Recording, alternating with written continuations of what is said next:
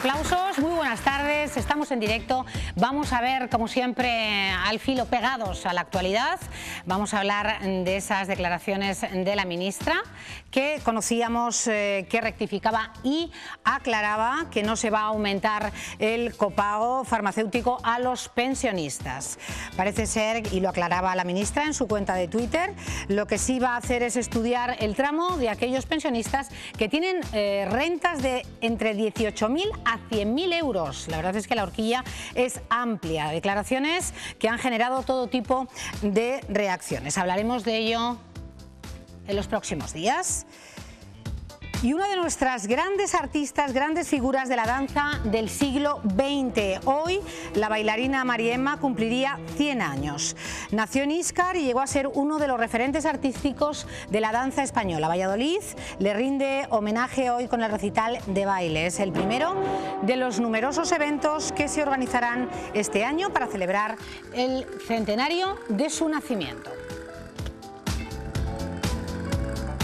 Y hoy habrá tiempo de tertulia, actualidad y, por supuesto, nuestras compañeras estarán en directo en las calles de Castilla y León. Sumario. Vamos a conectar con Beatriz. Buenas tardes. Buenas tardes, Beatriz.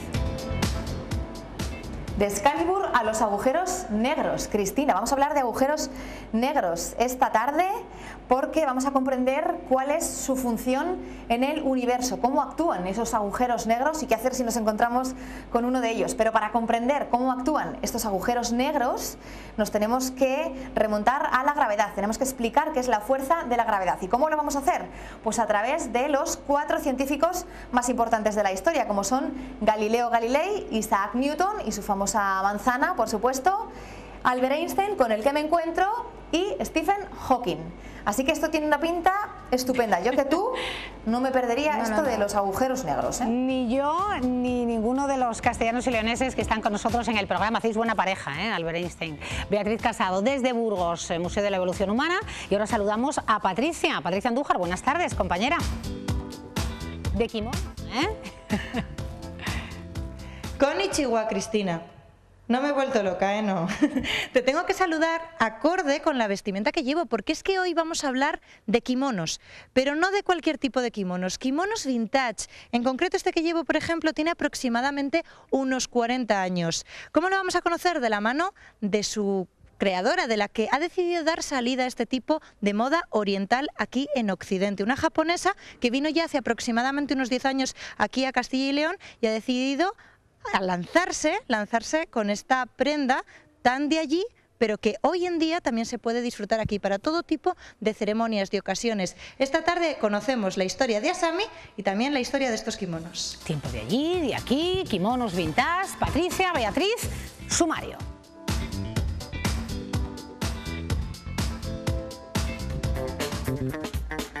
Hay en torno a 1,5 millones de afectados y Justicia busca una alternativa no judicial a las cláusulas suelo. Teme el colapso. Hoy en nuestra tertulia hablaremos a fondo de ello.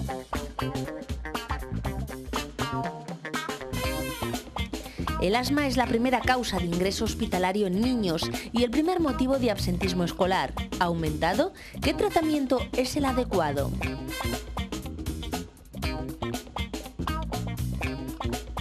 Terminado el parón navideño, vuelve el concurso de la canción.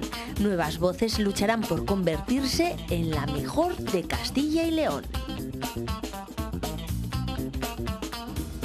Pues ya en nuestro tiempo de tertulia, efectivamente vamos a hablar de las cláusulas suelo, que todavía hay mucha tela que cortar, muchos matices, muchas noticias que estamos conociendo. Vamos, si les parece, a refrescar lo que conocíamos a finales de diciembre sobre las cláusulas suelo, sobre esa sentencia, ese dictamen por parte del Tribunal de la Unión Europea, y ahora les presentamos a nuestros invitados. Primero vemos el vídeo. La sentencia del Tribunal Europeo no significa que para los afectados termine aquí el proceso judicial. Aquel que no haya ido a los tribunales tendrá que ir a los tribunales para que declaren que su cláusula es abusiva, porque pudiera ocurrir que usted y yo con la misma hipoteca para usted fuese abusiva y para mí no. Si un juzgado dice que es abusiva, determinará la cantidad que le tiene que devolver su banco. ¿Y qué ocurre con los que ya habían reclamado, a los que se les había devuelto el dinero desde el año 2013? Si esa sentencia ya es firme, no van a poder reclamar más de lo que ya les dieron. Aunque les queda un resquicio legal, un recurso de revisión.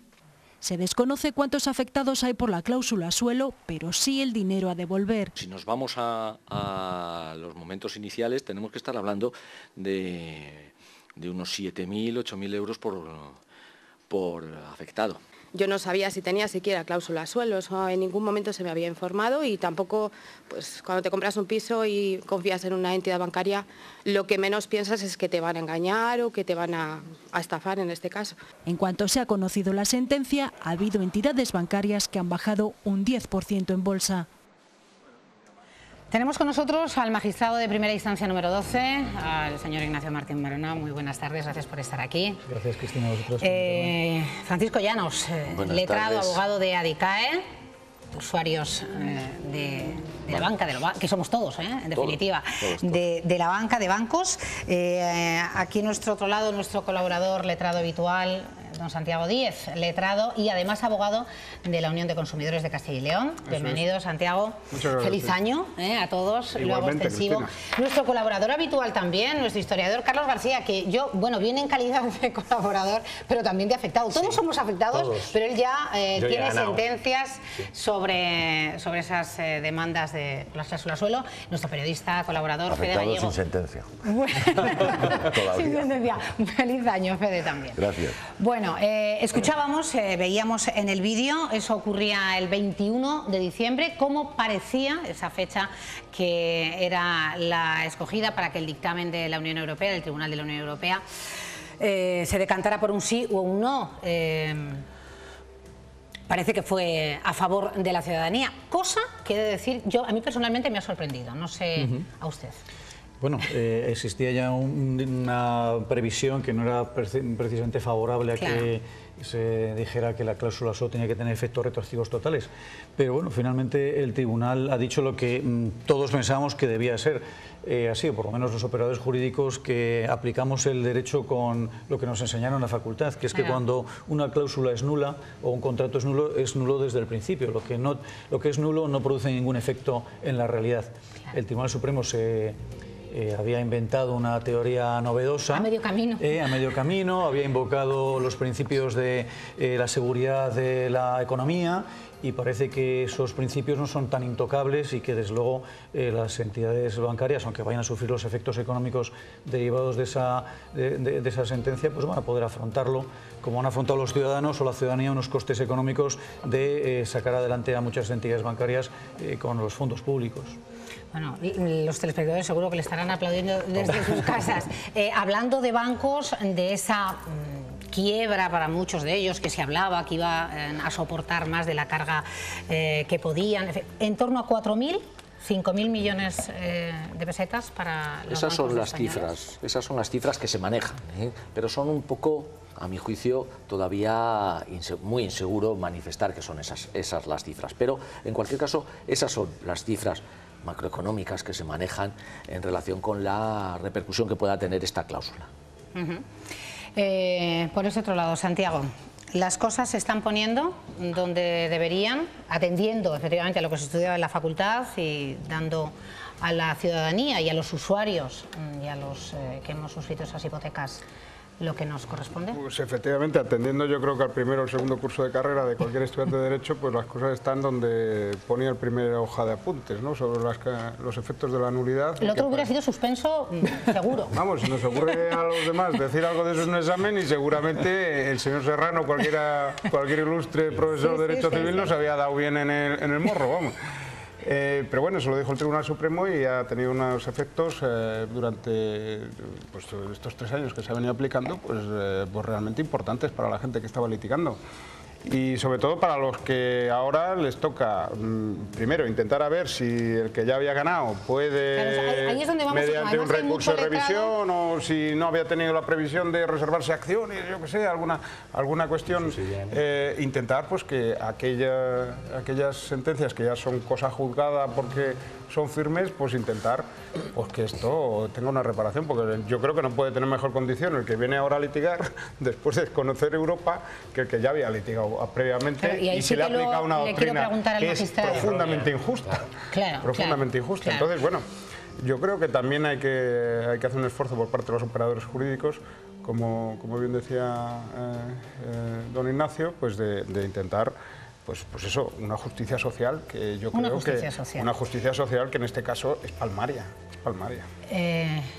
Carlos. No, simplemente que estoy en esa misma línea, quiero decir, yo he ganado sentencia una cláusula suelo, pero claro, se me resarce un poco lo que he pagado desde el 13 de mayo, desde mayo del 2013. ¿Qué ocurre? Que yo justamente hice esa previsión porque podía haber pedido todo, ¿no? Pero el problema es que si ganas parcialmente una sentencia, ¿qué ocurre? Pagas costas. Y yo dije, no quiero pagar costas, prefiero pagar desde mayo del 2013, que es lo que decía el Supremo. Pero ahora dice Europa que el Supremo, cuanto menos se equivocó, dejémoslo ahí, ¿no? Yo no voy a entrar en otras valoraciones, pero que cuando menos se equivocó. Entonces, claro, yo me siento también un poco perjudicado, porque yo he hecho una petición en previsión a lo que el Tribunal Supremo decía equivocadamente. Ahora, a mí, ¿qué ocurre? Lo anterior, ¿cómo lo pido? Ahora comenta Fede, pero...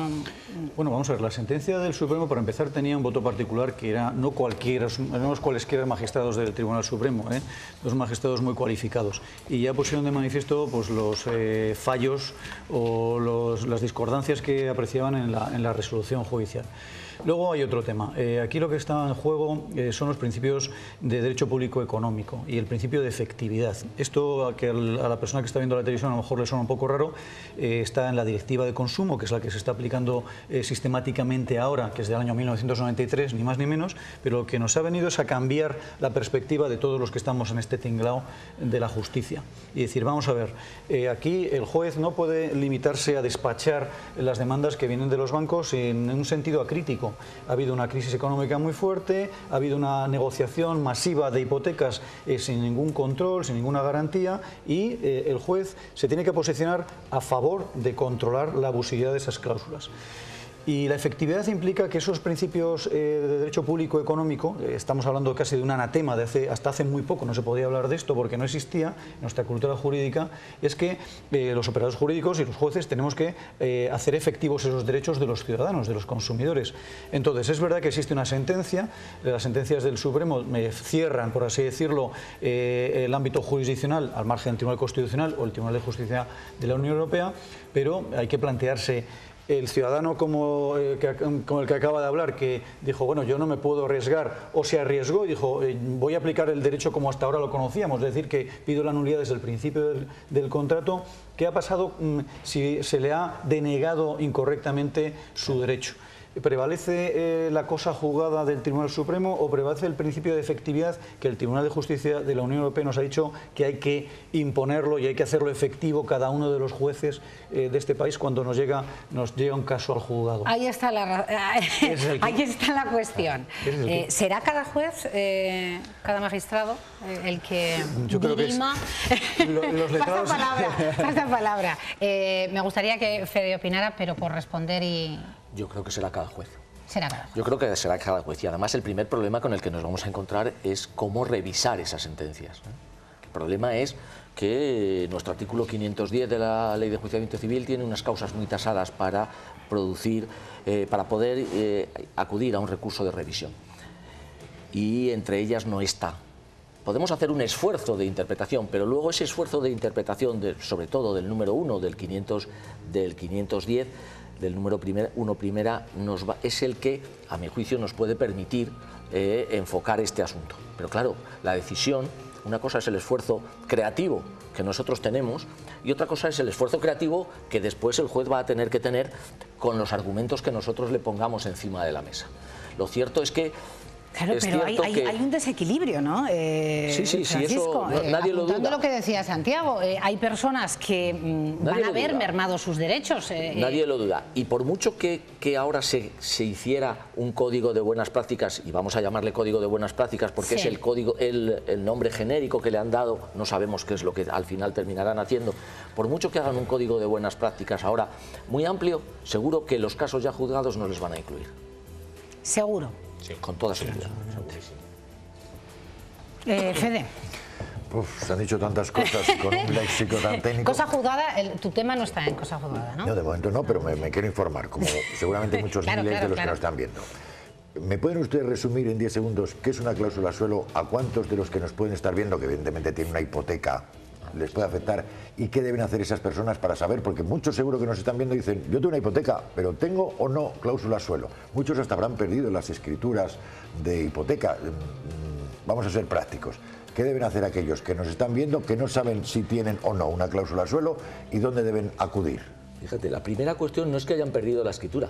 La primera cuestión es que no la tienen. No la tienen, bien, porque la han perdido y no se la han dado. Porque la práctica en nuestro país, que es una práctica verdaderamente aberrante, es que la primera copia de la escritura se queda con ella el banco. Después de haberla pagado tú. Después de haberla pagado tú. Bueno, ahora hablaremos de los gastos. También hay que hablar de gastos. Se queda con ella el banco porque es la que le sirve de título ejecutivo.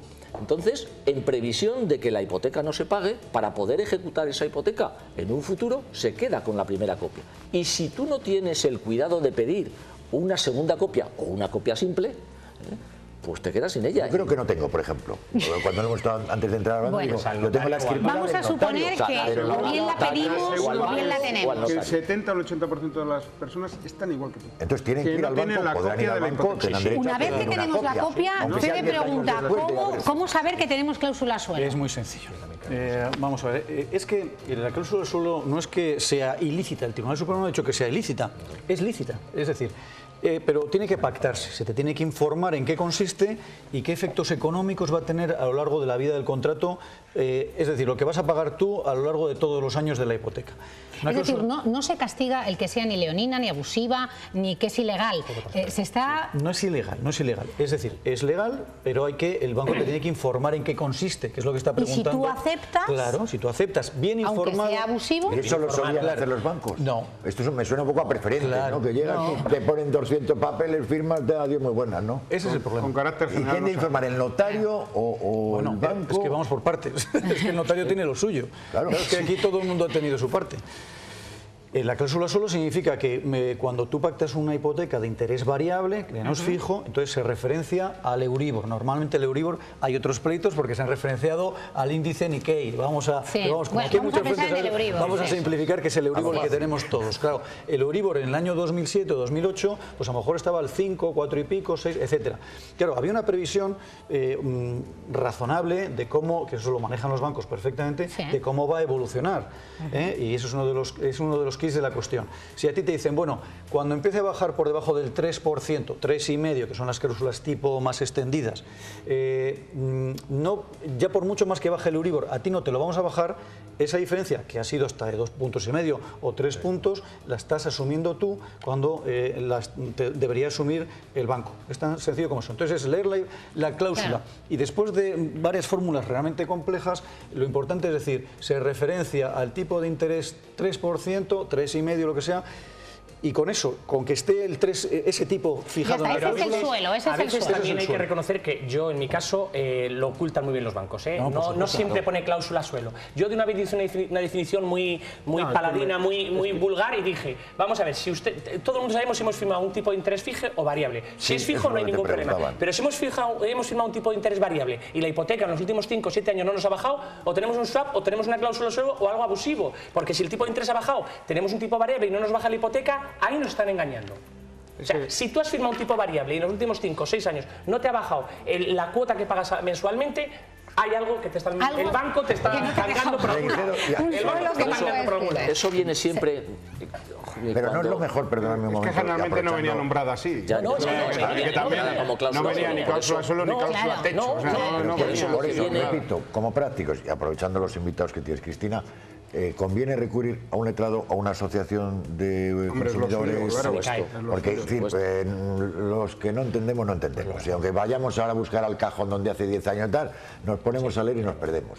Conviene entonces asesorarse. Pero bueno, ahora el gobierno dice que conviene mediación, que de eso hablaremos también. Pero lo que sí que es cierto, y perdón, es que para ir tanto a la asociación de consumidores como al letrado hay que ir con la escritura. Es decir, que eso es básico. En el caso de que no encontremos la escritura, podemos ir al banco y reclamarla. Al banco o al notario.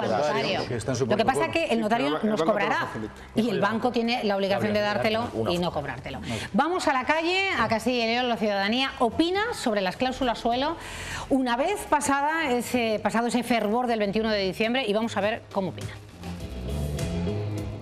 Lo propio sería que de propia voluntad y para evitar más cargos a los ciudadanos lo devolvieran en sí mismos los bancos. Sería lo propio, pero vamos, no sé si les presionarán para que lo hagan.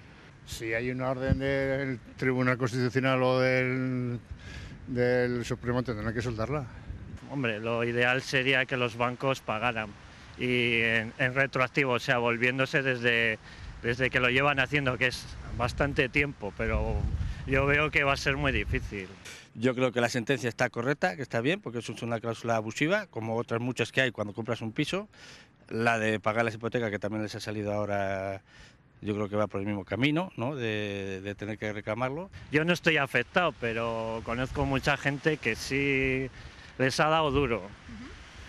Bueno, espero que les resuelvan la papeleta. Han de devolverlo, ¿eh? Yo creo que sí, vamos. No soy una de ellas, pero vamos, yo creo que sí. No. ¿Conoces a alguien?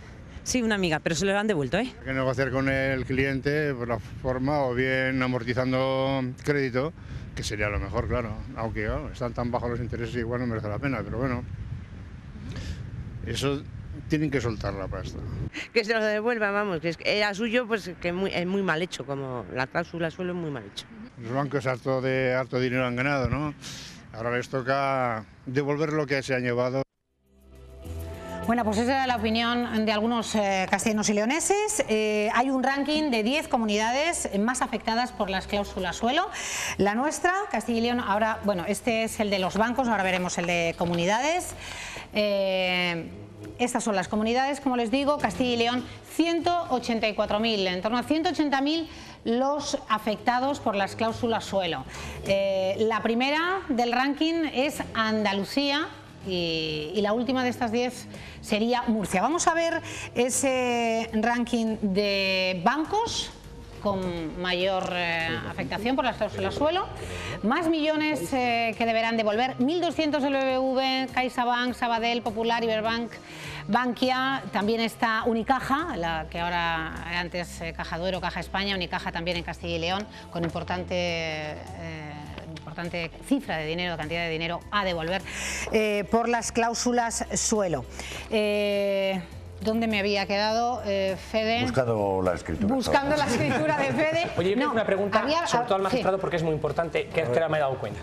Vamos a ver, por circunstancias también digo de que en mi familia nos ha tocado a todos, ha habido bancos que previo a la sentencia del 21 de diciembre intentó llegar a acuerdos con los clientes, ¿no? Unos acuerdos que cuando yo los leí me parecían tan leoninos y tan poco claros como era la cláusula suelo, en la que yo a un director de un banco le dije: mire usted, no me quite el suelo y me pongo en la entreplanta porque no me está dando nada. Ha habido gente que de buena voluntad, incluso porque económicamente a lo mejor le suponía una quita de 100 y pico euros al mes, y eso para una economía tan tocada como estamos, han firmado. ¿Esos contratos van a ser válidos? ¿Se pueden echar para atrás? ¿Cómo está ese tema? Yo no sé quién me puede contestar, pero hay gente que de buena fe ha firmado y yo creo que han vuelto a aprovecharse de ello. Esta lo de la mesa puede contestar. Yo creo que eso es importante porque es un poco la vía que se va a abrir ahora. El gobierno, yo creo que de manera bien intencionada, incluso me consta que a través del Consejo del Poder Judicial se va a tratar de evitar el colapso que podría llegar a los juzgados, porque al final genera retraso, genera carga de trabajo, genera costes procesales, en fin. Más de 1,5 millones de españoles es una burrada. pueden plantear. Bien, ese es el fin, que es muy razonable. Pero ¿qué ocurre? Que no cualquier ciudadano puede ir a negociar con la entidad bancaria porque no está en igualdad de condiciones. Va a tener que ir con un letrado. Cuando un ciudadano va con un letrado, con alguien que le asesora jurídicamente a un juzgado, tiene unos costes y los gana, y si gana el pleito se le pagan. Aquí eso lo va a tener que asumir el ciudadano. punto uno que ya es dudoso.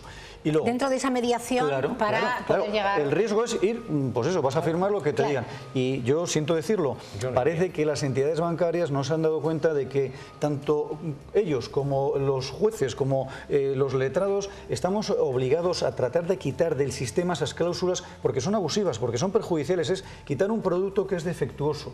Hay que quitarlo entre todos. Y parece que los bancos, hasta que no se les obliga, no quieren pasar por el aro. Lo estamos viendo. Me recuerda también a las preferentes y a todo lo que hemos vivido. Van perdiendo, van perdiendo. Entonces, muy importante, cuando se vaya a negociar con el banco, o sabes un poquito de esto, o ten mucho cuidado lo que vas a firmar, porque al final ahí va a haber entidades que van a tratar de ganar otra ventaja, te van a ofrecer unas condiciones que en el fondo lo que están es volviéndote a engañar de alguna u otra manera. Entonces, cuidado con ese código, a ver en qué términos se pacta y sobre todo... O sea, que aunque esa intención de mediación sea buena, loable, pero también se va a necesitar la presencia de un letrado, como letrado de la Unión de Consumidores Santiago y de usuarios de banca. Opinión al respecto de esa mediación, de lo que puede suponer, si los bancos se van a encontrar con esa generosidad después de hablar con el gobierno, de entregar... Yo creo que lo comentábamos al principio del programa antes de entrar, Kiko Llanos y yo, este método lo que no puede ser es una vía de escape para las entidades bancarias, ¿vale? O sea, lo que no puede ser es que se escapen vivas porque resulte que se les facilita un procedimiento que al final la voluntariedad de dar la razón o no al cliente forme parte de una decisión del propio banco. O sea, bueno, entonces al final, ¿en qué estoy? O sea, el malo de la película es el que... Al final el malo es el que está decidiendo algo y sin asumir el fondo del asunto. Es decir, oiga, que es que usted ha pergeñado una cláusula que es abusiva. Y si usted no parte del hecho de que todas esas cláusulas que usted tiene puestas ahí las tiene que retirar del mercado, como decía el magistrado, pues mal vamos, porque si usted empieza a hacer de juez y parte, pues es muy complicado. Pues se queda con la mejor parte. Claro, es muy complicado que usted llegue a una decisión ecuánime. Es decir, la decisión ecuánime tiene que ser, oiga, si usted es de las entidades que tiene, como tienen todas, usted asume que esa cláusula la tiene que retirar del mercado. Y a partir de ahí, a usted, al cliente que le venga tal, usted le tiene que dar la razón. Claro. Y podrá discutir esta cantidad o esta otra, siempre en términos de claridad y transparencia absoluta, de decir, oiga, mire usted, le doy la planilla de que hubiera sido su cláusula, si no hubiera estado topada, y aquí está, y esto es lo que le tengo que devolver. Y ya está. Pero eso yo creo tenía que ser el magistrado tiene razón, voluntario. siempre, Santiago, respaldado por un letrado o bueno, conocimientos, porque esto se puede convertir y ahora perdóname, porque quería como Adicae también como complemento a lo que acaba de decir Santiago. Es que además soluciones se van a empezar a ofrecer bastantes, porque eso yo estoy convencido Esto me está sonando a un mercadeo, ¿no? Soluciones. Vamos a evitar que los pobres magistrados, y aquí tenemos un ejemplo... No, que no me refiero a eso, Cristina. Me refiero a que soluciones, claro, soluciones por el banco se van a ofrecer. Y van a ofrecer... Yo no quiero soluciones, yo quiero la mía. ¿Tu dinero? Si la mía es... Pero déjame que termine y te digo las soluciones que van a ofrecer. Y por eso es fundamental que vayan asesorados por una asociación de consumidores o por un letrado. ¿Por qué? Pues porque el banco cuando se ponga en práctica el código de buenas prácticas o esta mediación, llamémosla como queramos llamarla, lo que es cierto es que nos puede ofrecer varias soluciones. Y todas van a ser legales. Y va a ser tan legal que me devuelvan el dinero, como acaba de decir Santiago, como que me adecúen como que en vez de devolvérmelo, me adecúen las nuevas cuotas a la cantidad que debería, aprovechando que ya he pagado de más, pues que ahora las nuevas que tengo que pagar me las reduzcan. Con sus correspondientes intereses y demás, y tan legal es una como otra. Y a esa solución, si el particular, desde luego, no lo sabe. Y convence al cliente... Si la cantidad es la misma y me pagan los intereses de lo que me van a... Claro, pero todas esas son soluciones que son perfectamente legales. Es que me he adelantado, es que digo, claro, es que si es la cantidad no me tienen que... No, es que son soluciones, y no te quitan ni un euro. Simplemente que es una solución y a lo mejor prefieres, bueno, eso ya lo he pagado, pues ahora prefiero estar pagando 200 yo creo que a la banca, si fueran éticamente correctos, les conviene más esta opción, porque se van a ahorrar las costas. Porque esa es la única cantidad que ese procedimiento legítimamente tendría que ahorrar a los bancos. Las costas de acudir a los tribunales. Exclusivamente. Porque todo lo demás que tienen no es suyo. Lo que pasa es que yo como ahora hablo como ciudadano, yo como ciudadano, que soy un poco... Y Fede, que le quitamos... Yo voy a hacer un comentario jocoso y muy rápido. Muchos dirán, bueno, y si hay una sentencia, ¿por qué no los bancos, sin que nadie tenga que ir a reclamarles con abogados, sin abogado y con consumidores sin comisiones, devuelven el dinero que han cogido? O sea, tú como una lista del colegio, digamos, fulanito... ¿Por qué los bancos hacen eso? Ya sé la contestación, porque se pueden agarrar a que habrá muchos que se les olvide, pasen, no sepan, y ahí hay una bolsa muy importante de dinero. ¿Tú crees que los elefantes vuelan? No, pero que debería ser así, en una buena imagen del banco, oiga, le devuelvo a usted. Yo que soy muy desconfiado como ciudadano, yo voy a hacer una especie como de narrativa de lo que ha pasado estos últimos años. Breve, porque me quiero ir a gastos. No, muy breve. Y es que donde no llegaba ni el gobierno ni los bancos, llegaron primero los jueces, los primeros que abrieron un poco, los primeros que empezaron a defender a la ciudadanía fueron mayoritariamente. Y de hecho, fíjate si fueron mayoritariamente, que yo creo que el Tribunal Supremo lo que intentó fue tapar una fuga, que el gobierno vio que había ahí, el Supremo de alguna forma, con esa sentencia que se inventó de mayo del 2013, lo que intentó fue tapar una fuga de muchos jueces que estaban dando de alguna forma masivamente la razón a los ciudadanos. Y por eso llegó a Europa. Y ahora yo lo que me temo es que el gobierno intente de alguna forma, con buenas palabras, volver a salvar los muebles de la casa de los bancos. Es el miedo que me da. Hombre, y yo creo que hay una serie de entidades afectadas por la sentencia directamente de mayo de 2013 que inexorablemente tienen que aplicar la nueva interpretación. Sin que supuestamente nadie les tenga que decir nada, porque es la sentencia que les afecta a ellos. O sea, había ejecución de sentencia, de esa sentencia del Supremo tendría que ejecutarla. También lo hicieron de oficio, ¿eh? Cuando les cayó a muchos de ellas, por ejemplo, BBVA, lo hizo de oficio, vamos. Hay en la localidad benaventana, el juzgado de primera instancia número 1 de esta localidad ha sido la primera en devolver la cláusula suelo a una vecina de Benavente. La primera después de esa sentencia conocida. Pero antes de ya ha habido. Sí. Muchos o unos cuantos. Unos cuantos, lo aplicamos porque consideramos que era así. Efectivamente. ¿Qué ocurre? Que después eso tiene un recorrido, tiene una segunda instancia. La Audiencia Provincial en Valladolid no ha tenido ese criterio, en la mayoría de los casos no se ha tenido ese criterio, pero esto ha sido una evolución. Desde que se dictó la sentencia del caso Acid ya sabíamos que había cláusulas abusivas, ya sabíamos que había un control de oficio, que se podía hacer por parte de los jueces en el momento de que teníamos una ejecución hipotecaria, y eso ha sido una batalla, pues, poco a poco. Yo no sé cuál sería la finalidad de la sentencia. Muy pocos, bueno, sobresalientes en su actuación, por supuesto, pero... Es un cambio de perspectiva, lo hemos dicho antes. Tenemos principios de orden público económico. El juez no es un espectador que se limita a ver cómo el banco se queda con la casa del ciudadano, no.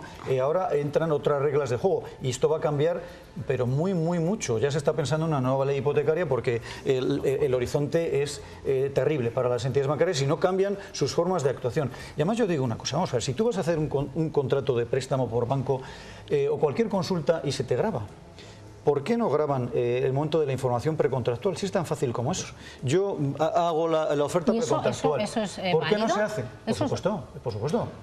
Me presentas la grabación, vemos qué información se dio al ciudadano y eso es una información transparente, que se entiende y que te dicen cuál es el contenido de las cláusulas. Aquí paz y después gloria.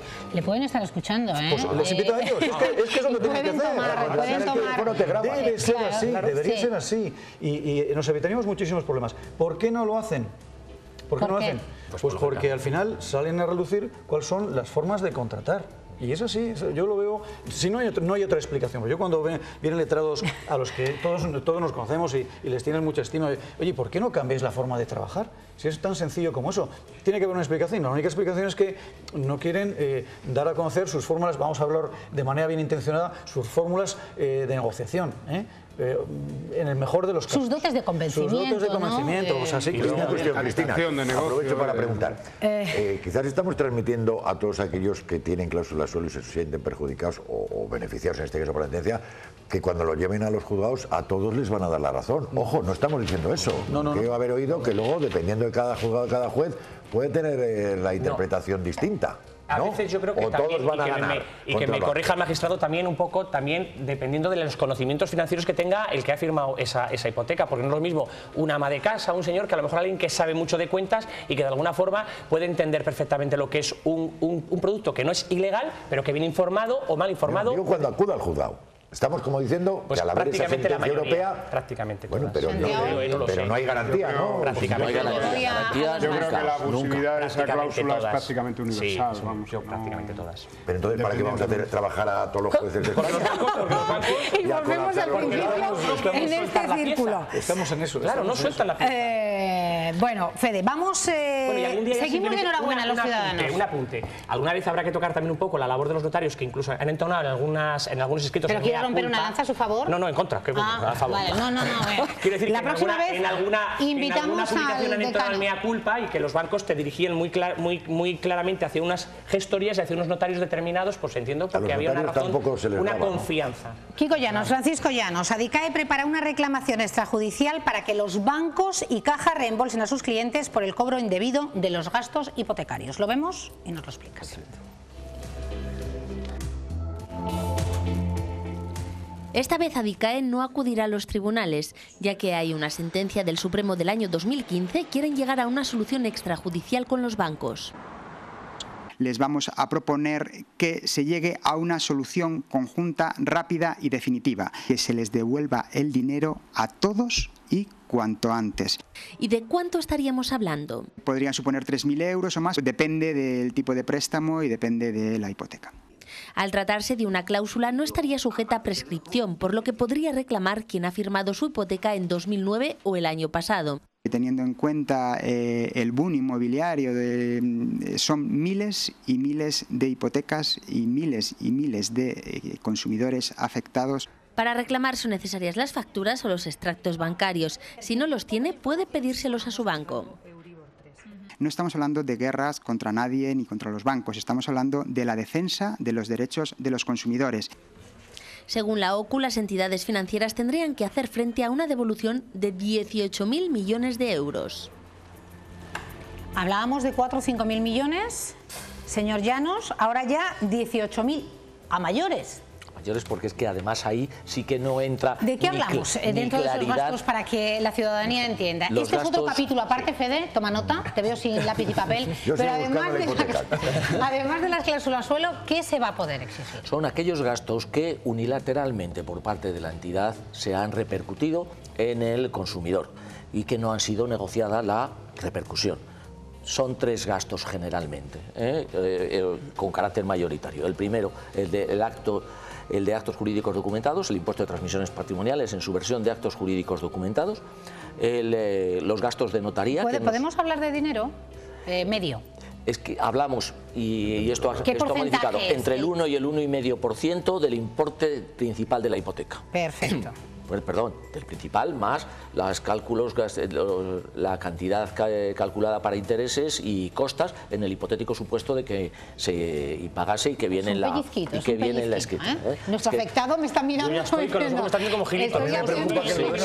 Sí, porque podemos estar hablando de que en una hipoteca de 200.000 euros se nos suba a 245, entre los intereses que son aproximadamente. O sea, que el 1% o 1,5% sería sobre esos 245. Ese es un punto. Y ese es un punto. Por otro lado, los gastos de gestoría, porque la gestoría sí que nos la imponen. El banco dice, para garantizarme que efectivamente la hipoteca se inscriba, porque la inscripción en el registro sí es requisito necesario para que tenga validez la hipoteca, pues para garantizarme que se inscriba, se lo llevamos a esta gestoría. ¿Sobre esos 200.000 cuánto suele ser eso? Pues es... ahí sí que varía mucho lo que cuesta una gestoría y otra, pero sí que podemos estar hablando de unos 200, 300 euros más o menos, de media. 200, 300 euros. ¿Y luego, por el tercer punto, los gastos de notario. ¿Y eso...? Ahí ellos van por arancel. ¿De qué porcentaje hablamos, señor Pues es que los notarios van por arancel. Ahí sí que varía mucho. Y tengo que decir que la variación, como van por arancel, pues va primero en función de varios criterios. Por un lado la cantidad, por otro lado los folios que lleve cada escritura. Ahí podemos estar hablando perfectamente de entre 400 y 800 euros. Bueno. Los honorarios del registrador. ¿La inscripción lo van a excluir? Los honorarios del registrador, teniendo en cuenta que la inscripción... ¿De la hipoteca? No, pero es que la inscripción de la hipoteca es obligatoria. Yo ahí tengo mis dudas. Estos 3 los tengo bastante claros. Pero condición sine qua non para que el banco también pueda ejecutar, que esté registrada. O sea, que también tendría que ser un gasto compartido. Es más dudoso. Cristina, en actos jurídicos hemos hablado del 1%, ya has dicho unos 200 y pico, no, 2.000 y pico. 2.000 y pico. 2.000 y pico, sí, 200, 300 en la gestoría. 2.000 y pico euros. 200, 300 en la gestoría. Yo digo que el 1 y el 1,5 porque durante una temporada ha sido el 1 y luego ha sido el 1,5. Bueno, podríamos hablar de en torno a 3.000, 3.500 euros entre 240.000 euros de hipoteca. Y de todas las hipotecas. Y de todas las hipotecas. Porque es así que ahí ya tanto las fijas como las variables seguían la misma política. ¿Qué hacer? Señor Llanos. Reclamar. Nosotros, como decía nuestro compañero Antonio Castro... Que están ojipláticos, porque esta noticia ha saltado hace... Nosotros vamos a hacer una reclamación extrajudicial de carácter colectivo. Estamos pergeñando en estos momentos un arbitraje colectivo que nos permite la Ley General de Consumidores y Usuarios para plantear una solución con todas las entidades bancarias. ¿Podrían hacer lo mismo desde la Unión de Consumidores de Castilla y León? Sí, además la efectividad de las acciones colectivas pues se han visto reflejadas en este tipo de sentencias tan importantes, ¿no? Y bueno, pues es una solución desde cualquier... Si esa fallara o fallase... Pues no te queda otra que la acción individual. En los juzgados... E incluso pueden coexistir, vamos, o sea que no hay ninguna historia. A trabajar. Es que, pobrecito, van a trabajar muchísimo los magistrados. Una cosa, esto es importante para DICAE. En el caso de, por ejemplo, de los swaps o las cláusulas suelo, no se aceptaban las demandas colectivas porque entendían que cada caso era especial, porque no todo el mundo, porque en un principio había una duda de si todo el mundo estaba bien informado o mal informado, entonces había una especie como bueno, pues que individualmente. Pero en este caso, en el que no hay que dar interpretación, sino que son gastos que son abusivos y tal, ¿se puede hacer una demanda colectiva? No, si es lo que ha dicho, que la van a... No, pero partamos de una base. Nosotros tenemos algo que nosotros internamente llamamos macrodemanda. Eso es. Nosotros tenemos una demanda presentada en el juzgado de primera instancia número 11, que fue favorable a nuestros intereses, en el que declararon la nulidad de las cláusulas suelo, de todas, absolutamente de todas las cláusulas limitativas de variación del tipo de interés, que es como viene en la escritura, de todas las entidades, de 101 entidades inicialmente que a lo largo del procedimiento, por tanto, la cláusula nula como tal ya está declarada nula de todas esas entidades, con un inconveniente, y es que ha sido recurrida ante la audiencia provincial y está pendiente de solución en el recurso. Que es de lo que habla el señor Martín Verona, que ya ha habido algunos jueces y magistrados que llevan tiempo apostando por... Esa es colectiva. Esa era colectiva, pero bueno, también se ha fallado en ese sentido. ¿No? Y en relación con la segunda cuestión que se plantea, aquí es que no existe siquiera esa posibilidad de decir, ¿por qué? Pues porque aquí la imposición ha sido siempre. No se trata de que me lo diga, de que negocie o no negocie. Si me demuestra la caja o el banco que he negociado, que los gastos se les ha repercutido, en eso lo perderé, efectivamente. ¿Por qué? Pero es que esto no ha sido así. Nunca. O sea, que eso sí que es ganable. Sí. Nunca hay que decir, esto es como los médicos, pues tiene mala pinta. Tiene mala pinta. Es fantástico y además agradecemos el sentido del humor. ¿Que los bancos qué dicen? ¿Han dicho algo al respecto? Porque falta aquí la representación. Esta mañana hacía unas declaraciones el presidente de la patronal bancaria. Nos ha costado contactar con ellos y que quieran hablar. Yo no sé si...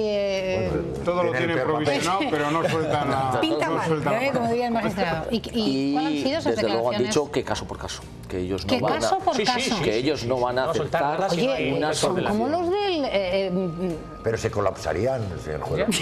Bueno, sí, es posible. Bueno, y pagarán costas, además. Ha habido un cambio también legislativo, porque antes hubo una reforma de la Ley Orgánica del Poder Judicial y se trasladó la competencia de los juegos de lo mercantil, porque eso es una condición general de la contratación. Bueno, viene, por así decirlo, en un documento. De hecho, yo estaba despistada, pensaba que conocían de este tipo de cuestiones solo los magistrados de lo mercantil y no es así. Estaba colapsado el juego de lo mercantil, de hecho ha tenido un refuerzo, sí que ha tenido un refuerzo hasta hace muy poco, hasta febrero va a tener un refuerzo. Claro, eso se trasladó a todo el resto de los juegos de primera instancia, las acciones individuales, y se reparte más, pero aún así, claro, hemos puesto, creo, del orden de 100 y pico sentencias más este año por el efecto de las cláusulas suelo. Entonces, al final lo que va a ocurrir es que, bueno, pues esto todo tiene un límite. Si al final es cuestión de eficacia, si es que van a tardar más en pagar seguramente, pero al final van a tener que pagar más intereses. Es retrasar algo que... Bastante ineludible en la mayoría de los casos. De todas maneras, ¿sabe lo que me está pasando? Que Cada ciudadano va a decir, ay, ay, ay, ay, que me toque el... Ay, ay, ay, que me toque el... ¿Usted me entiende, no? Claro, como esto va a ser tan discrecional, aunque acabe luego pagando, pero esto va a ser un poco que me toque el bueno. La experiencia está enseñando que salvo, vamos, excepciones muy puntuales. Y luego los bancos... Aunque sean reticentes algunos magistrados, no les va a tocar cuando más. este panorama ya está así, o sea, realmente las excepciones son... Bueno, además es que los magistrados tampoco son accionistas de los bancos, ¿no? Que se sepa. No, son la excepción. El problema no son las cosas. También condenan en cosas al no, pero pues, ahora mismo... Pero eso lo valorará al banco, porque si luego le condenan a todas las cosas... Claro, por eso hablaba que de este proceso de adelantarse un poco y llegar a esa mediación se iban a ahorrar las costas. Y luego, estamos hablando de muchos miles en costas para Y luego había al principio que de alguna forma eran unos iluminados los primeros que empezaron a poner las denuncias contra las cláusulas suelo y todas estas cosas. Pero yo creo que estos casos están creciendo exponencialmente y claro, se está dando publicidad, la gente dice, oye, ¿pero por qué? Y claro, van a ir en chorreo a los juzgados y al final es que esto va a ser, o sea... Por despedirnos con un pensamiento positivo, esperanzador, de aquí a medio plazo, no vamos a pensar a corto plazo, para la ciudadanía, ¿los bancos van a cometer menos errores?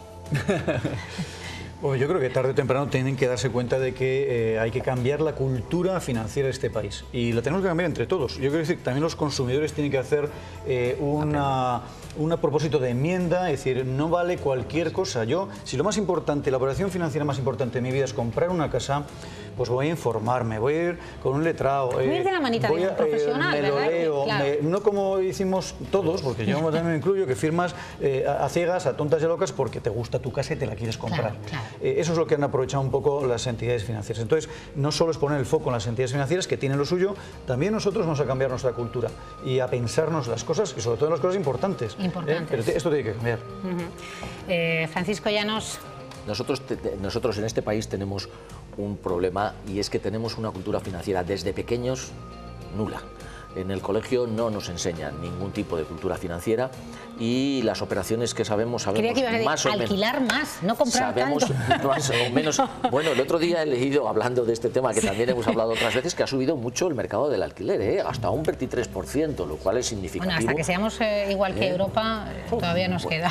Pero lo que sí que es cierto es que no tenemos esa cultura. Y esa cultura tiene esos conocimientos mínimos, esos conocimientos mínimos. Esa cultura de leer las cosas, pues tiene que para leerlas. La letra pequeña, 200 folios, no se lo lee nadie. Y por supuesto evitar todo eso, que eso es verdaderamente descomunal. Fede. Que yo, como ha apuntado Kiko, nos han... ¿Te has enterado bien, después de esta tertulia, a los derechos que hay opciones, además de compra de vivienda, y es la del alquiler, pero desde pequeños a todos nos dijeron un trabajo y una vivienda. Una en la cultura de este país. Ya nos ha roto toda la tertulia. No, pero es que sí, que, bueno, si hubieran alquilado, si hubieran alquilado ya no hubiéramos tenido tertulia. No, está bien, está hay bien. otra opción que también digo para los jóvenes que ahora pero está bien el razonamiento de mayor conocimiento, no solo por parte de la banca de buena praxis. De una asociación de consumidores y no firmar lo que nos ponga por delante, que es lo que hemos hecho todos. Carlos, yo qué opino, la próxima casa que compres... No, ya no. Te la han quitado las ganas. No, simplemente que quiera alquilar, que alquile, pero el que quiera comprar, que yo creo que va con un poco con la conciencia de que no la van a engañar. Entonces, aquí no es un problema de alquilar, aquí es un problema de que el que han comprado le ha engañado. Primero eso, y segundo, que nos preparemos, porque decía el magistrado que hay que crear una cultura financiera correcta, ¿no? Pero yo creo que el pasado no lo va a borrar nadie y yo estoy seguro que van a aparecer más productos tóxicos, más productos... cuando entremos, por ejemplo, en esos tipos de interés, cuando tenías un descubierto que era prácticamente que por 3 pesetas de descubierto te cobraban 38 euros de descubierto. O que te obliguen, entonces, no, bueno, o que te obliguen a suscribir, seguros de vida y de hogar y todas esas cosas acabaron eso también es otra bonita práctica. Hay más cosas. Abusiva. Señor Santiago Díez. Pues fijaros que todo este telón realmente es un poco frustrante, porque realmente esto ha nacido de una falta de cultura financiera y de una confianza en la gente que teníamos que tener confianza, que es la gente que nos guardaba el dinero. Es que había confianza antiguamente. Nuestros padres, es que las nosotros casas de ahorro ibas al banco y te sentías arropado. Díselo claro, a los pobrecitos de las preferentes también. El problema es que todo esto lo que desemboca es en una desconfianza en esa búsqueda de esa cultura financiera, pero realmente para evitar que sentirnos engañados. Esta es la cuestión, porque el grado de frustración que se ha creado con este tipo de prácticas en la ciudadanía es tremenda. La separación ahora mismo entre bancos y clientes es absoluta. Y esto es lo que han logrado. Oye, y yo creo que esto es muy difícil de recuperar, muy difícil de recuperar. Porque ahora mismo vas al banco y casi tienes que ir con notario, que es lo que decíamos, lo que decía el señor magistrado, vamos con el abogado al banco, que puede estar bien, pero el abogado muchas veces se va a enterar lo mismo que el señor cliente. Oye, de lo que le están contando. y otra cosa que quiero aclarar, el abuso ha venido por parte de la diferencia entre los banqueros, quiero decir, que los bancarios. No, los bancarios vamos a ver. La gente que está en las entidades, yo creo que de alguna forma han vendido un producto que les han impuesto. Bueno, también ha habido de todo. También ha habido de todo. Yo tengo, por ejemplo, gente que está trabajando en banca y que han comprado preferentes. Y que han comprado preferentes. Que con la herencia de un piso de su madre, una directora de un banco concretamente compró preferentes. Que era una sinvergonzonería y lo han hecho porque si no les no digo que no, pero era un producto que les obligaban a vender. Claro, ahí está. A ti te obligan a hacer una publicidad de un producto en el que y lo tienes que hacer a veces, ¿sabes cómo te digo? Entonces, los culpables no son los que están detrás de la ventanilla. Quiero decir que a veces vamos con cajas destempladas a reclamar a gente que está ahí con su trabajo y que de verdad que se les tiene que hacer el trabajo muy complicado y ellos de alguna forma no son los responsables de lo que ha ocurrido en la banca. Es una estrategia que se juega a otro nivel que nosotros no. O sea, ni el empleado de a pie, el currito de levantarse a las 7 de la mañana para abrir la oficina. Esto es una estrategia a otros niveles que a nosotros se nos escapa. Absolutamente. Piden objetivos. Nosotros a lo que hemos venido es a informar a la ciudadanía, a decirles cuáles son sus derechos, cómo hacerles efectivos y que ya nos toca, ¿no? Y lo hablaba y lo comentaba el magistrado, al cual agradezco de verdad de nuevo su presencia en esta tertulia, que ha sido más que elocuente, porque la ciudadanía también, y a nuestra costa, se han arreglado muchas situaciones de la banca en este país. Gracias a todos, vamos a hacer una pausa y volvemos de inmediato.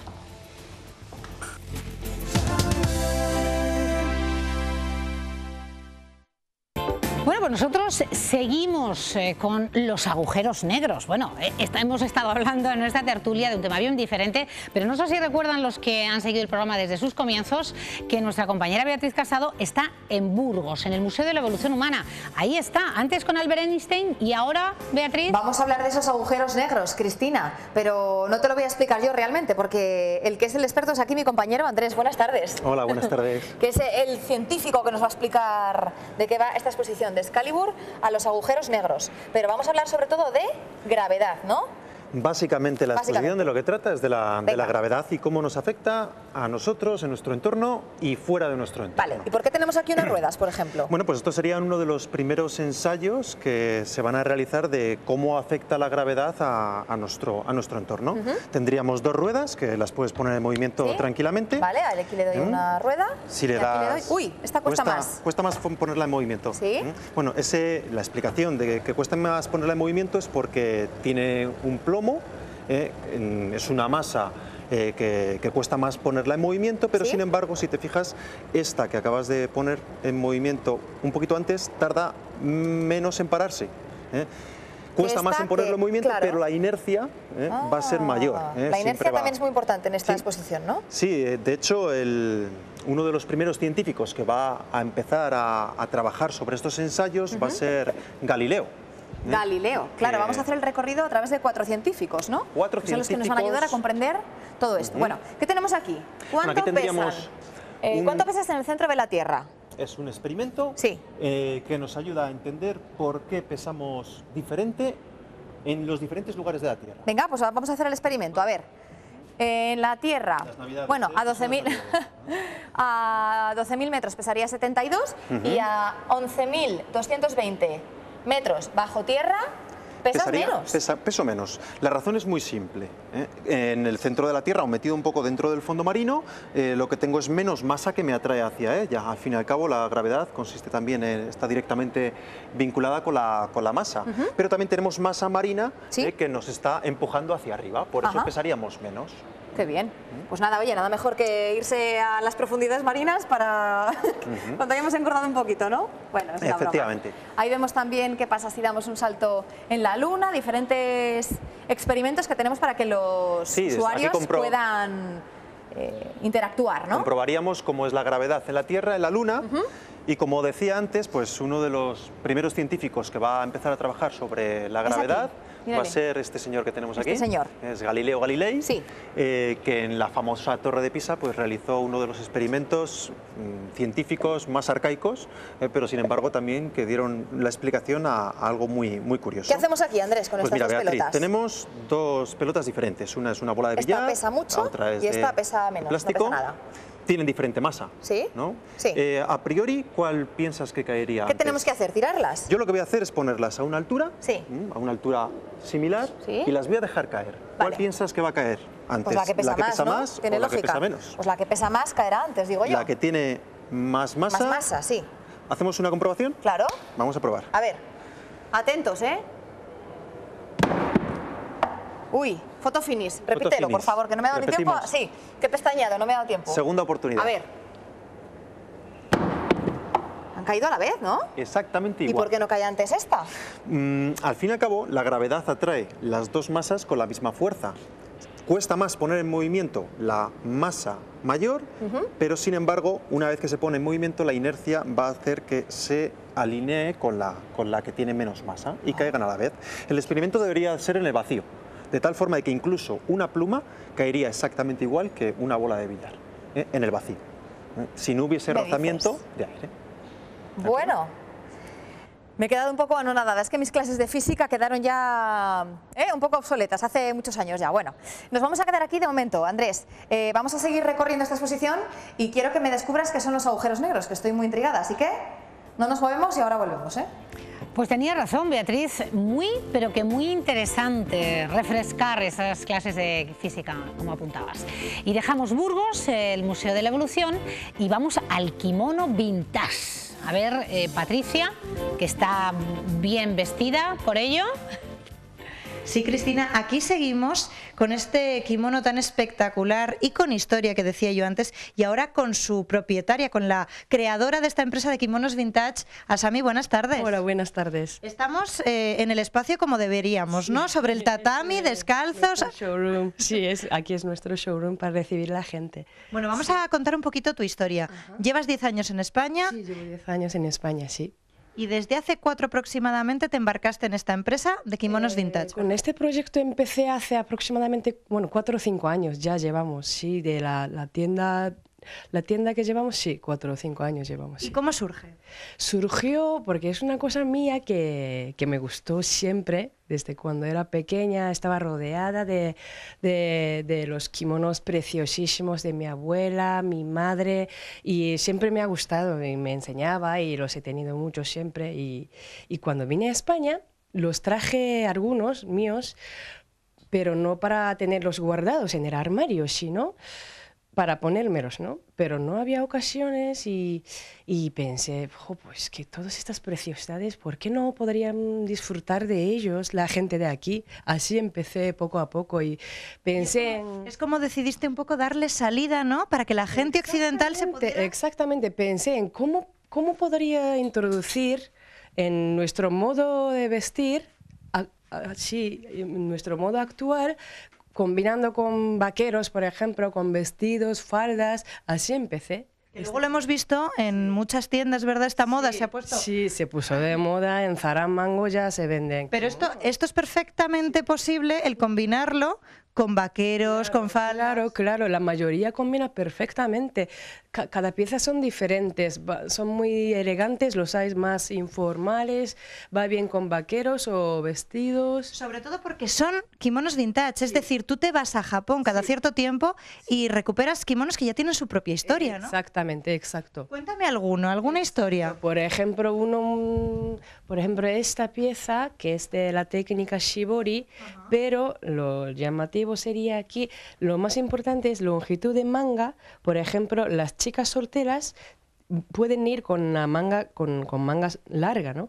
Pero cuando se casa ya tiene que ir con la manga recogidita para no resultar tan llamativa. ¿Y es el caso de este kimono? Eso es este caso de kimono, por ejemplo, si tocas aquí, mira, son más gruesos, o sea, están ya subidas y cosidas Y, o sea, ya es una cosa que ha vivido ya más de, o sea, antes de casarse y después se verá la vida. Asami, si te parece, vamos a seguir mostrando un poquito todo lo que tienes por aquí, a conocer tu historia, Cristina, en unos minutos. Cuando nos vuelvas a pedir paso, seguimos conociéndola a ella y esta idea tan original de kimonos vintage. Trato hecho, Patricia, así lo haremos. Vamos a saludar a nuestra experta en pediatría, concretamente hoy vamos a hablar del asma infantil, en neumoalergia. Ella es Marianela, la doctora Marianela Marcos Temprano. Muy buenas tardes. Buenas tardes. Doctora, y vamos a hablar del asma infantil. Y la pregunta, ayer precisamente hablábamos de la fiebre, de cómo están las urgencias colapsadas con este virus. ¿El asma ocurre lo mismo en estas fechas? Efectivamente, son épocas malas para las infecciones que, por otra parte, es el principal desencadenante del asma o de las crisis asmáticas en la infancia. Entonces, efectivamente, nos encontramos en muy mala época para el asma. Es la época quizás donde más se agrupen las crisis. Claro, ayer abundábamos en la única manera de prevenir en un alto porcentaje es con la vacuna. En el caso del asma infantil, ¿hay alguna manera de prevenirla?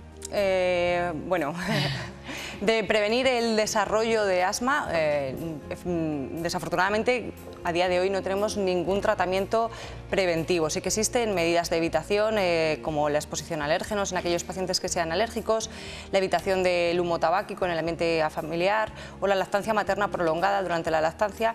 Eso sí que se han demostrado factores protectores tanto para el desarrollo... No lo he entendido, doctora, la lactancia materna, sí, quizás juega un papel más importante en el desarrollo protector, o sea, en el papel protector del desarrollo de enfermedades alérgicas en la infancia. Sí que se ha visto que juega un papel importante. En el asma no está tan clara esa relación, pero bueno, como alergia y asma muchas veces van de la mano, pues quizás también nos contribuye a prevenir un poquito. A prevenir un poco, ¿no? Pero efectivamente el niño que va a ser asmático casi seguro que lo va a acabar siendo... O sea, que tiene un alto porcentaje genético. Sí, tiene una alta predisposición genética, eso se sabe, es una enfermedad poligénica, eso quiere decir que se han visto múltiples genes implicados. De hecho, de momento no hay ninguna diana genética porque no se ha identificado ninguno de ellos como el principal responsable y eso quiere decir que hijos de padres asmáticos tienen una elevada probabilidad de acabar siendo asmáticos. Entonces, eso es así, es un hecho incontestable. Bueno, pues vamos, como siempre, a preguntar a los ciudadanos sobre el asma infantil. Y esto es lo que nos han contado, doctora. ¿Sabe por qué se puede producir el asma en los niños?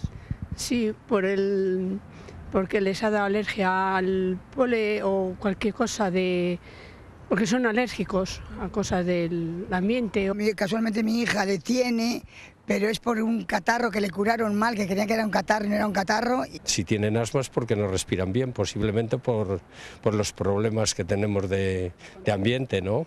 Creo que por alergias pues porque tienen a los animales, al polvo, o porque también tienen a lo mejor será a lo mejor ya también por temas de hereditarias. Puede ser que sea por las alergias, pero exactamente no tengo ni remota idea. Será a lo mejor cuando coja a lo mejor un catarro o algo de eso, un frío. El polvo sí, el polvo también te da mal, te ahoga, te da asma, sí, el polvo sí.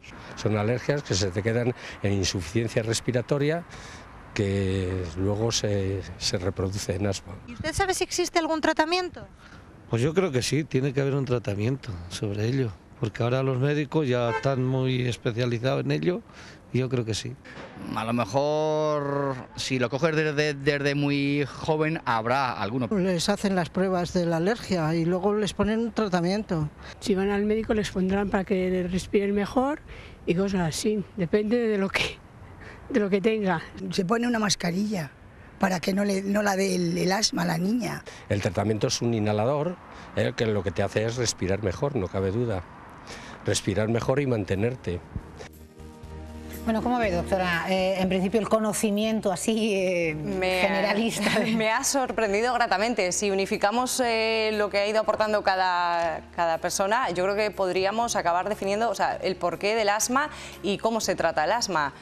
Partimos de la base que hemos hablado antes de la predisposición genética y sobre eso van a actuar factores que llamamos precipitantes o desencadenantes, entre los que se incluyen efectivamente las infecciones, que hacía mención una señora, las alergias, aunque también existe asma sin alergia. Sí, todo el mundo tiene el concepto de asma, alergia, sí que es verdad que va muy ligado y que la mayoría de pacientes asmáticos tienen alergia y a la inversa, pero no siempre ocurre así, sobre todo en los niños. Y, ¿un catarro mal curado puede derivar en asma? No, ese sí que es un concepto erróneo que todos tenemos un poco en la cabeza y que se ha ido heredando, pero efectivamente no. O sea, el niño que va a ser asmático inicialmente puede debutar con una infección respiratoria de vías altas o un catarro común y acabar desembocando en una bronquiolitis. Pero porque va a ser asmático. Pero porque va a serlo, efectivamente. El asma, para que lo entienda la ciudadanía, ¿cómo lo definiríamos, doctora? Bueno, pues se trata de una enfermedad crónica y es importante hacer hincapié en que es una enfermedad crónica que va a durar meses, años o incluso toda la vida y que se va a caracterizar por la inflamación y la obstrucción de los bronquios y de las vías respiratorias inferiores y que clínicamente va a cursar con episodios recurrentes de tos, sensación de ahogo, fatiga y sibilancias o ruidos de pecho. Bueno, apuntaban también al tratamiento, pero vamos a escuchar primero una de las preguntas que le hace un ciudadano. Bueno, yo quería saber si es cierto que el tener en casa animales o alfombras o moqueta puede potenciar que un adolescente o un niño le pueda generar asma. Pues ahí está la pregunta. ¿Animales, alfombras, moquetas pueden potenciar el asma? Pueden desencadenar crisis, pueden producir síntomas en aquellos pacientes alérgicos y única y exclusivamente en los alérgicos, pero debido a la propia alergia, no tanto al asma. Es cierto que cualquier agente, cualquier partícula inhalada que penetre en la vía aérea de ese paciente asmático va a reaccionar exageradamente, entonces, pero sobre todo está más ligado a los pacientes alérgicos. Bueno, vamos con el tratamiento. ¿De qué tratamientos disponemos ahora? ¿Cuáles son los más novedosos? ¿Y se ha avanzado, sobre todo para los más pequeños? El problema que tenemos en pediatría es que los tratamientos antiasmáticos que hemos empleado han sido extrapolados del adulto, entonces muchas veces nos encontramos una serie de limitaciones, sobre todo en los niños más pequeños, los lactantes, los preescolares, quizás no encontramos la eficacia esperada, pero porque la inflamación de estos niños que tienen en el bronquio es completamente distinta del asma del adulto o del adolescente. Pero cierto es que disponemos de muy buenos fármacos, fármacos cuya seguridad y eficacia están totalmente comprobadas en la edad pediátrica y además a eso se van añadiendo los nuevos fármacos que estamos empezando a utilizar y que se están ensayando en la actualidad. Son fármacos dirigidos frente a la inflamación, o sea, buscan intentar abordar el problema desde el origen. Son fármacos que van dirigidos frente a dianas moleculares que llamamos que son mediadores de la inflamación, con el objetivo de evitar... O sea, que evitamos la raíz del problema, no las consecuencias. Eso es. Hasta ahora los fármacos que disponemos son el tratamiento de rescate, que serían los broncodilatadores, el inhalador de alivio en el momento de la crisis y el tratamiento a largo plazo, el tratamiento controlador, que tiene un carácter preventivo para intentar disminuir las crisis, mantener una función pulmonar estable. Esos fármacos son los que disponemos hasta el momento, pero ahora estamos en otra línea donde vamos a la raíz del problema. Totalmente. Aunque sea una enfermedad crónica, que ha insistido. Sí, desde luego, el tratamiento curativo no existe a día de hoy, pero sí que hay muy buenos resultados en los estudios que se están realizando. Pues siguen preguntando a la doctora. Yo quiero saber si el asma puede llegar a desaparecer o va a haber que seguir con un tratamiento o así.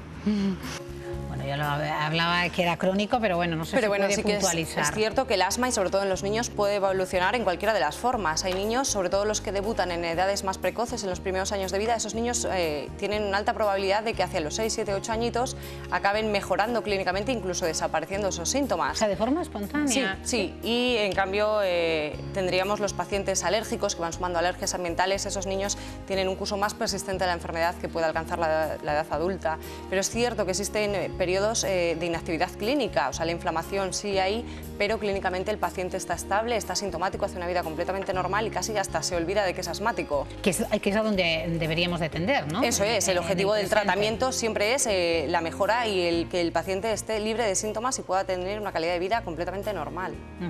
Bueno, pues doctora Marcos Temprano, para todos los papás que la estén escuchando y tengan a su hijo, a su hija con asma, ¿qué les podríamos decir? decir, para tranquilizarles, entiendo lo primero. Que no se asusten, que a día de hoy existen muy buenas medidas terapéuticas y de seguimiento, que quizás tenemos que darle más importancia al asma en los niños, porque el objetivo también no es tanto el que el niño esté bien, sino que a largo plazo ese niño en su vida adulta no tenga secuelas de este asma infantil. ¿Y cuáles serían esas secuelas? Pues un asma mal controlada en la edad adulta, una limitación de la actividad física, una EPOC precoz, todo tipo de... Hasta una EPOC precoz también. Sí. O sea, al final EPOC y asma vienen a traducir lo mismo, pero similar en edades distintas. Pero bueno, sí, efectivamente, o sea, el prevenir que ese niño en la vida adulta tenga secuelas de lo que ha pasado. O sea, que hay que estar muy pendientes. Muy concienciados. Es decir, dentro de la tranquilidad. Pero también los propios pediatras, los propios médicos, tenemos que darle más importancia al asma, saber manejarlo mejor y hacer un seguimiento adecuado de estos niños. Quizás no se le da No, es el problema, vamos, no el problema. La ventaja que tenemos en los niños es que son niños que tienen síntomas leves, ocasionales, que no repercuten realmente en su calidad de vida y que, como no interfieren, no se ven, pero la inflamación...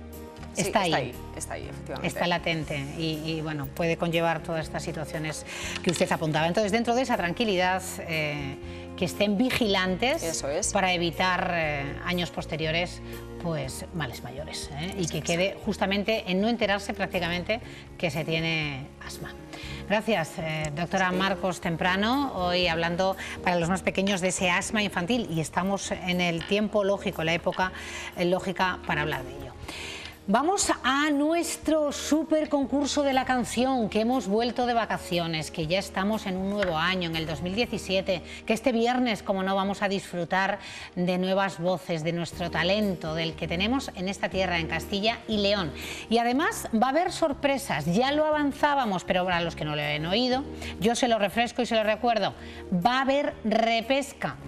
4 cantantes eliminados continuarán, y lo decidirá nuestro jurado, continuarán con nosotros en el concurso, así que estén muy, pero que muy pendientes. De todas maneras, este viernes disfrutaremos con el concurso de la canción.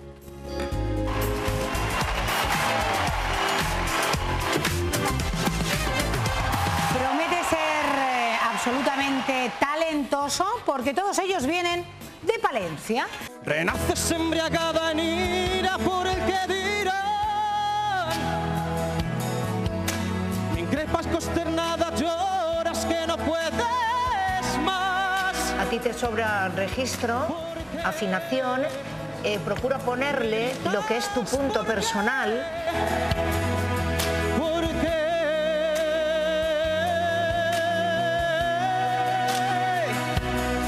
Octavas normales estás fenomenal, me encanta esa voz que tienes y es muy bonita, y luego ya sí, pues te vas un poco abisbalando y tal, que bueno, pues está bien para un karaoke, pero a lo mejor para aquí no. ¿Quién detiene palomas al vuelo, volando a ras de suelo, mujer contra mujer? Contenida, no sé si puedes llegar a más o no, pero te veo contenida. Pero es verdad, no es un gran vozarrón el que tiene ella. Y esta canción, que la has cantado un poco a imitación de ella, pues yo te he visto muy justa, muy agarrada, muy constreñida, no lo sé. Donde se creó la primera luz, junto a la semilla del cielo azul. Vas a cantar una de las canciones míticas.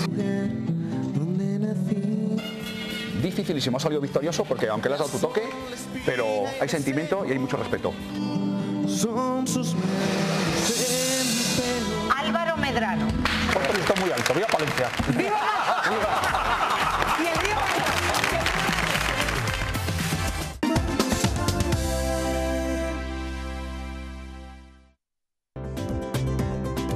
Qué fácil puede ser ganar un libro electrónico en Vamos a ver. Tan solo con un clic desde tu móvil. Mándanos tus fotografías o vídeos al WhatsApp del programa 682 787878 y entrarás en el sorteo de un elegante ebook. Todos los meses, regalazos en Vamos a ver, enviándonos alguna fotografía o vídeo de tus situaciones cotidianas al número 682 787878. Vamos a ver, para que veas y para que leas. Toñi Fonseca desde Fuentesauco, Zamora, nos dice: hoy mi foto es una despedida muy triste. Después de 11 años, ayer se fue Jackie, mi perrito. Alguien sin corazón lo ha envenenado. Pues un beso muy fuerte, Toñi. Javier Álvarez Pérez desde Aldeamayor Golf, Valladolid, dice: ¿hay algún loco jugando? Uy, ¿quién será ese loco, Javier? Reme Rodríguez desde Soria, cascada helada de la mina del Médico, en Covaleda, Soria. Preciosa, Reme. María Pérez Alonso desde Villabuena del Puente, Zamora. Aquí estamos para poder ayudarles gracias a los que ya confiáis en nosotros desde la residencia Saucana en Villabuena del Puente, Zamora. Menudo equipo, María. Josefina Uña desde San Román del Valle, Zamora. Feliz año nuevo desde San Román del Valle, nos desea Josefina. Pues muchas gracias igualmente, Josefina. Tomás González Herrador desde Nava del Rey, Valladolid. Dice: cencellada en Nava del Rey. Qué bonitas son las cencelladas, Tomás. Jorge Rubio García desde Bilbiestre de Pinar, Burgos. Laguna Negra de Neila. Ay, mira, mira, los niños están sobre el hielo. Y Javier Redondo desde Besán de León. Pico Espiguete, cerca de Valvarde de la Sierra, León. Me encantan a mí estas fotos de todo nevado. Claro que sí, Esther, la nieve. Bueno, es que en la provincia de León, y veíamos ahí el hielo también en Burgos. Bueno, nos vamos a Burgos, precisamente porque está Beatriz Casado, creo que muy bien acompañada, Beatriz. Buenas tardes de nuevo, por Isaac Newton, claro. Sí, le he reconocido, es Isaac Newton, que fue el señor que nos dio la fórmula de la gravedad, ¿no? Una fórmula matemática, Andrés. Efectivamente, Newton va a poder calcular cuál es la fuerza con la que una masa atrae a otra masa. Y el causante además de la famosa manzana que tiene ahí y que tenemos aquí roja preciosa. Eso dice la leyenda, que cuando cae una manzana y casi le da en su cabeza, ¿sí?, pues él se va a empezar a plantear por qué ha caído la manzana. Él va a dar una fórmula matemática y nos dice incluso que en la Tierra la gravedad es de 9,8 metros segundo en cada segundo. Casi nada. Claro, casi nada. Y aparte, él va a hacer que si podemos saber cuál es la fuerza con la que la gravedad nos atrae, la gravedad de la Tierra, ¿sí?, también podamos salir de la Tierra, ¿no? Y, por ejemplo, pues ir a investigar fuera de nuestro entorno más cercano, ¿no?, de nuestro planeta Tierra. Por ejemplo, en este experimento... ¿Y a dónde vamos? Bueno, pues donde a ti te apetezca, a la Luna, Marte... A la Luna, a Júpiter, a Saturno, no lo sé. Bueno, esto es parece un pinball, ¿no? Es un pinball, sí. Es un pinball. Es un pinball. Vale, ¿y qué tenemos que hacer aquí? A ver.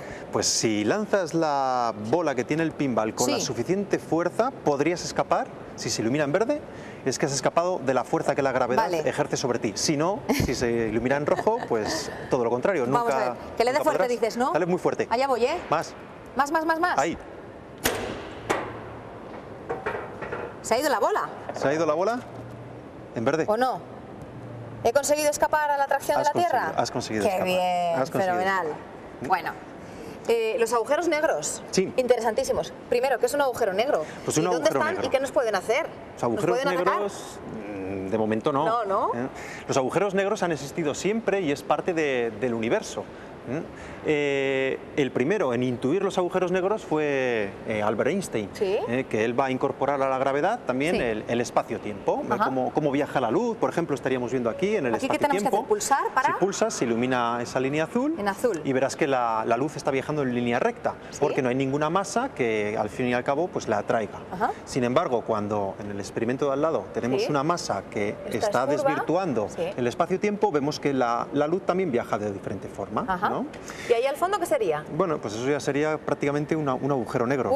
Se está metiendo la luz y no puede escapar de él. El primero en hablar de agujeros negros es Stephen Hawking, que es su discípulo. También suena, claro. Y aunque Einstein ya lo había intuido, pues él es el primero en hablar de agujeros negros. Y aquí tendríamos pues una recreación de cómo es el funcionamiento de un agujero negro. ¿Esto es un agujero negro? Sí. Cuidado no caerse ahí dentro. Tal la fuerza de la gravedad que tiene un agujero negro que no puede escapar ni la propia luz, por eso es negro. Ni la propia luz. Ni la propia luz. La propia luz que va al agujero negro se queda ahí, nunca más sale. Vamos a hacer un experimento con, dos masas diferentes. Dos bolitas con masas diferentes. Una de acero y otra de madera. No lo es muy fuerte, que si no, es que hemos estado ensayando antes. Bueno, estamos viendo que la que tiene más masa va mucho más rápido. Cuesta más ponerla en movimiento, pero la inercia es mayor. La que tiene menos masa está cayendo ya a ese agujero negro. En elipses, además, lo que explica también que los planetas se mueven alrededor de otra masa. ¡Adiós, bola! En elipses. Se cayó el agujero negro. Se cayó, esa bueno, ya... y esta tiene aquí largo recorrido, ¿no? Sí, enseguida empieza a caer también. Y esto explicaría nuestros agujeros negros del universo, ¿no? Sí, los agujeros negros no es que los podamos tocar con la mano, pero al fin y al cabo es algo que parece ser que es fruto del primer estallido, el primer Big Bang, y se van a producir diferentes implosiones de las estrellas. Un agujero negro no deja de ser más que una estrella vieja que va a implosionar y va a crear un centro de gravedad tan fuerte que nadie puede escapar. Bueno, nosotros de momento nos quedamos con los pies en la tierra, concretamente en Burgos, que estamos un poco más seguros, ¿eh? Gracias, Andrés, por habernos explicado esto de la gravedad y los agujeros negros. Qué interesante. A vosotros. Si fuera la difunta Marujita Díaz, estaría con los ojos haciendo elipses. Bueno, ahí está, desde el Museo de la Evolución. Gracias, Beatriz, las explicaciones. Vamos ahora con Patricia, que me dicen que está absorta. Ahí la vemos, Patricia, mirando kimonos. Cristina, que seguimos aquí. Asami y yo me estaba mostrando un poquito algunas de las calidades de estos kimonos, porque decíamos, Asami, que el público de mujeres que vienen, que están interesadas en este tipo de ropa, es muy amplio, ¿no? Mujeres mayores, jóvenes. Muy amplio, muy amplio. Las hay muy jovencitas que les gusta Japón y, bueno, simplemente moda, porque como hoy en día sale kimonos en las revistas de moda, L, y entonces, claro, las hay jóvenes y también las hay mayores más de 60, 70 años. Y curiosamente les queda muy bien absolutamente a todas, porque cada pieza son tan diferentes, el dibujo, tono, el color, y entonces es que cada una empieza su pieza muy bien. ¿Y para qué tipo de ocasiones los quieren?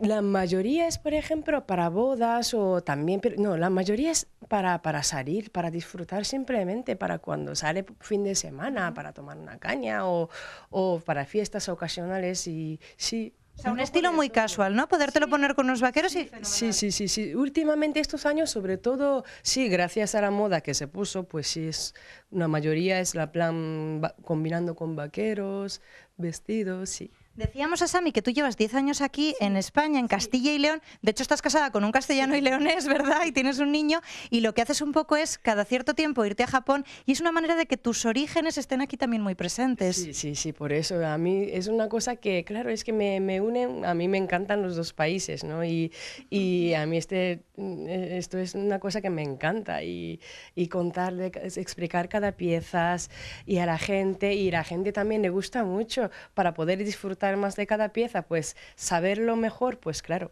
se puede disfrutar más, ¿no? Si sabiendo que esta prenda tiene la historia de eso, que está subida la manga o está cosida con el hilo lacado y pues todas estas técnicas maravillosas de hace 40 años, yo creo que sí, mejor contarlo y saberlo. Kimonos con historia que pertenecieron a otras mujeres y que ahora los podemos disfrutar aquí nosotros. Exactamente, nuestra propuesta es vestir la historia. Entonces, sí, obra de arte, vestir la historia. Sí. Porque además, claro, nosotros estamos acostumbrados ahora, quizás la moda occidental ha llegado allí. Y es también traer la moda de aquí, de allí a aquí. Eso también nos atrae mucho esa idea, ¿no? Que otra vez cosas buenas yo creo que tiene que durar muchísimo tiempo, sí, muchísimos.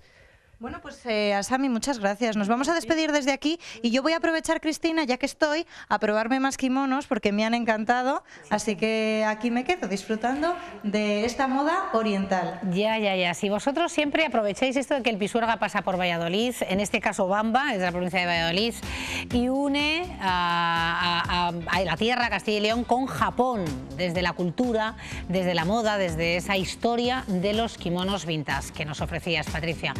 Que lo disfrutes bien, que lo disfruten ustedes también, lo que resta de día, que mañana miércoles volvemos a estar y a entrar en sus hogares, a eso de las 4:20 de la tarde, puntuales a la cita. Hasta mañana, que habrá muchos más contenidos y seguiremos de su mano. Que sean felices. Hasta mañana.